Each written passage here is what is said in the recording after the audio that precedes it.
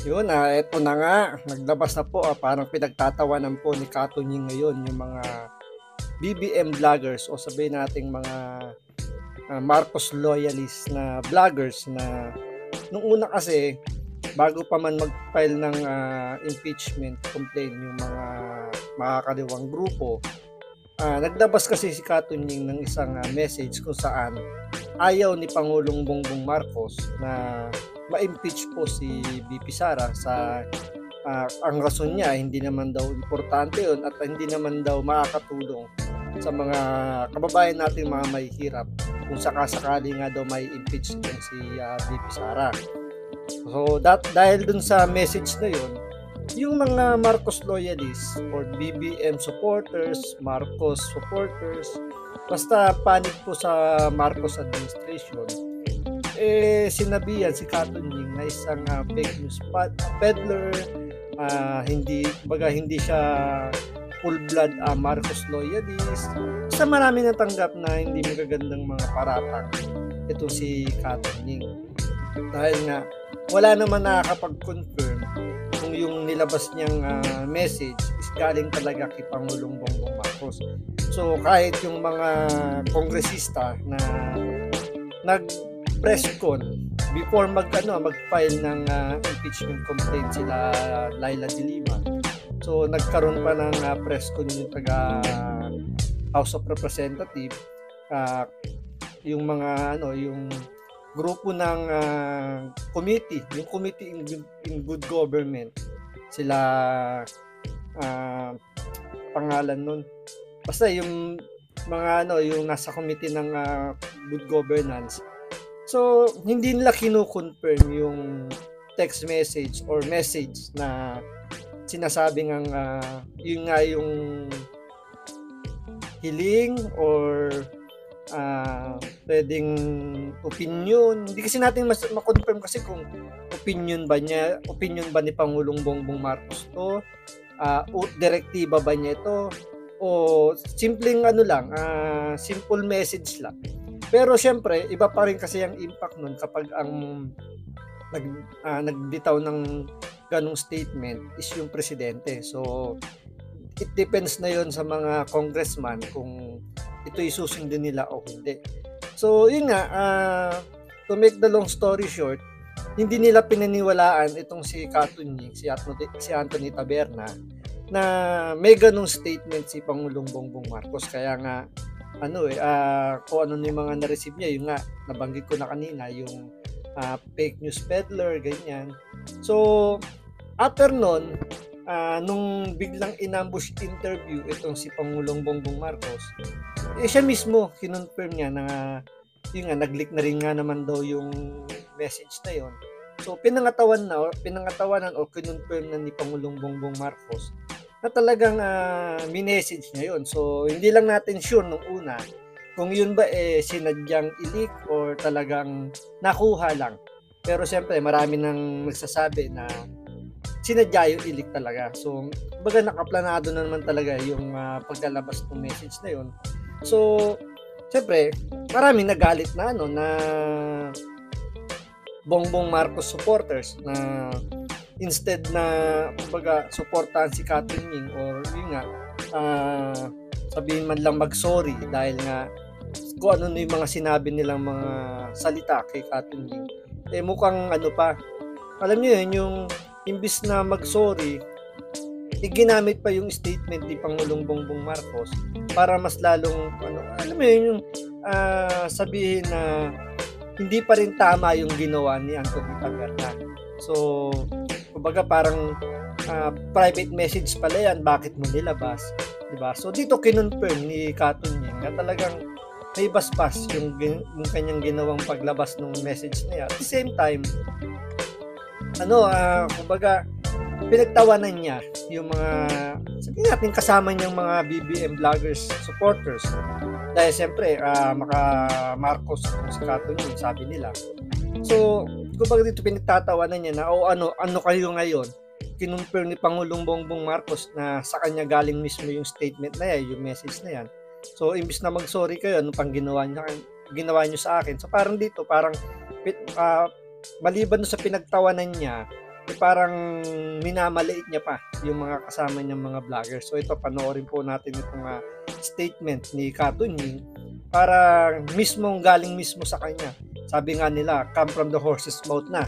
So ito, panoorin po natin. Siyempre, bago ang lahat, kung hindi ka pa nakasubscribe sa Makapili TV, baka pwede naman pakipindot po muna yung subscribe button. At the same time, palike na rin po ng video. Wala naman pong bayad dyan. Kaya, pindot na. So ito, panoorin natin itong statement ni Kato Nying. Nung kinonfirm ng Pangulong Bongbong Marcos that he really sent messages to the leaders of the House na ayaw niya ng impeachment laban kay VP Sara, di ba tinawag nila akong yung mga pro-BBM vloggers na ako daw ay fake news peddler, fake news king, etc. etc. Nung kinumpirma ni Pangulong Bongbong Marcos na totoo ang ating pong impormasyong nakuha, na totoo na siya ay tutol sa impeachment, o nagsorry man lang ba tong mga pro-BBM vlogger sa atin? May nagsorry ba sa atin dyan? Hindi ba nila sinabing, naku, tama pala si Kato Nying, vindicated si Kato Nying? Walang nagsorry sa inyo. Bakit? Nahihiya kayong magsorry sapagkat totoo yung ating sinabi. Saan kayo nagsuot? Saan kayo nagsuot, mga vloggers? Saan kayo nagsuot? Ang ginawa ninyo dahil sa hiyang-hiya kayo na kung ano-ano sinabi niyo laban sa akin, ang ginawa ninyo, sinasabi niyo ngayon ay, bakit mo inilabas yung private communication? Bakit mo isinapubliko ang private communication? Yun na ang sinuutan nyo. Hindi nyo ba lang sinabing, uy, tama pala si Kato Nying. Sorry Kato Nying kung ano-ano sinabi namin sa iyo. Sorry tama ka pala, kami pala ang mali. Hindi nyo masabi yun. Bakit? Hindi nyo masabi yun. Bakit? Sapagkat ang gusto nyo, lagi kayong tama. Kahit mali na kayo, tama pa rin kayo. Hindi po ganun si Kato Nying. Maaaring minsan magkakalinya po tayo ng opinion, magkapareho tayo, pero hindi tayo magkakampi. Sapagkat ang aking paninindigan, doon tayo sa tama. Saan kayo nagsusuot ngayon? Saan kayo nagsusuot? Kato Nying, bakit mo inilabas yung private communication? Alam nyo ba kung bakit ko nakuha yon? At alam nyo ba kung bakit inilabas ko yon? At alam nyo ba kung kanino galing yon? Huwag kayong huwag kayong po mga kababayan. Yun yung sinasabi natin sa ibang BBM vloggers. Pagka mali kayo, sabihin nyo mali kayo. Hindi lang sa BBM vloggers, pati sa mga DDS. Pagka mali kayo, mali. Diba? Pag mali. Hindi pwedeng mali na, pangangatwiranan pa kung saan kayo nagsusuot ngayon. Kato Nying, mali yung ginawa mo. Bakit mo nilabas yung private communication? Baka magulat kayo pagka nalaman nyo kung paano nakarating sa akin yun at kung bakit nailabas ko yun. Di po ba? Hindi ko na obligasyon sabihin sa inyo yun. Pero gusto ko lang sabihin sa inyo na hindi lalabas yun kung hindi ako humingi ng permiso para ilabas yun. Ganun na lang kasimple. Hindi po ba, mga kababayan? So yun, pasi na rin kay Kato Nying, talagang may basbas. So tama nga yung mga narinig din nating mga kuli-kuli kutitap dyan sa gilid-gilid, sa mga getli-getli na hindi naman lalabas o hindi naman susugal o hindi naman makukuha yan ni Kato Nying kung walang nagbigay sa kanya at walang basbas yan. So malinaw na talagang ito si Kato Nying, may tao to sa loob or meron tong pinagkakatiwalaan siya ng isa sa mga nasa paligid ni Pangulong Bongbong Marcos. Yung nga lang ang masakit talaga sa mga vloggers ngayon, talagang ramdam naman din natin yan, na marami sa mga vloggers na hindi marunong tumanggap ng pagkakamali. Kasi parang sa kanila, parang kabawasan yun ng kanilang pagkatao, or baka kasi yung mga subscriber nila, yung mga followers nila, mag-alisan kapag binawi nila mga binitawang salita tulad nga sinasabi ni Katunying dito na ano ba namang humingi ka ng paumanhin kung nagkamali ka. So, yan yung mahirap sa lahat, yung pagtanggap ng pagkakamali. So, may mga tao talaga na hindi nila kayang i-admit yun na nagkamali sila, na mahirap sa kanila yung humingi ng paumanhin.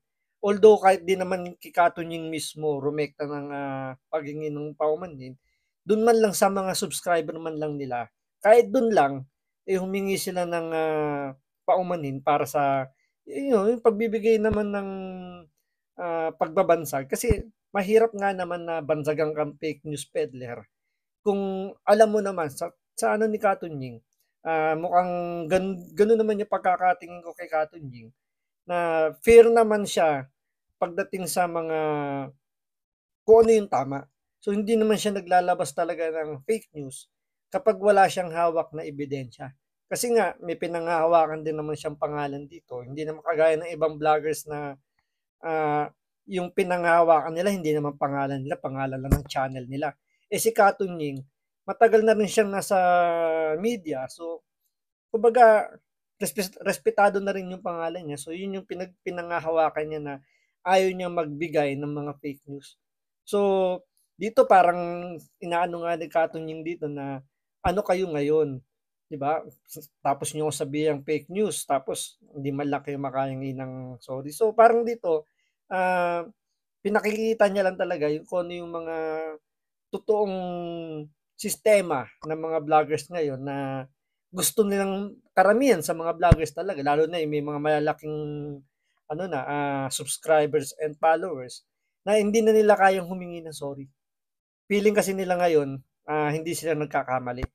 So, dito lang papatunay na yan na yung mga bumibira kay Katunying, hindi naman yan yung mga mabababang subscriber lang eh.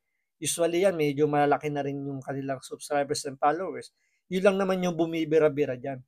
So, kung magkaka-align sila ng paniniwala, magkakampi sila. Pero once na si Katunying o ibang mga vloggers medyo biglang kumambyo ng kaunti, ang turing kagad ng mga kapanalig niya tulad nga nito, Marcos supporters, biglang nag-iiba. So, sana wag gano'n, wag maging gano'n ng mga ibang vloggers dahil nga ipagpaano lang natin kung ano lang yung totoo, yun lang yung ibalita natin.